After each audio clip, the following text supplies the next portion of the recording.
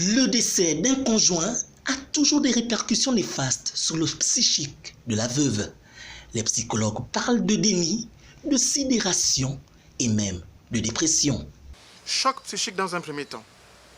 Pourquoi? Parce que vous avez du mal à comprendre ce qui se passe. C'est-à-dire que même le respect pour nous autres, Africains, Gabonais, de culture traditionnelle, c'est des choses qui ne se font pas du tout. Vous n'avez pas appris ça dans vos différentes cultures, que quand vous venez de perdre votre mari, on vient vous spolier, on vous met dehors, et il faut des amis qui viennent vous assister pour vous trouver ou louer ou habiter quelque part alors que vous avez un chez vous. Dans la tradition, c'est des choses qui ne se faisaient pas du tout.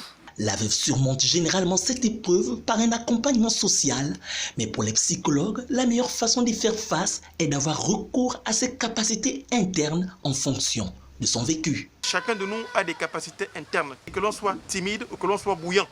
On a chacun de nous sa façon de pouvoir réguler certaines situations.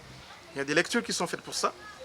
Vous avez entre ceux qui vont dans des églises, ceux qui vont dans des mosquées, ceux qui fréquentent des milieux des religions traditionnelles, chacun de nous a quelque part où aller se ressourcer. Au Gabon, le combat pour le changement de la condition des veuves se poursuit, le but étant de changer les mentalités et faire en sorte que les veuves soient mieux protégées.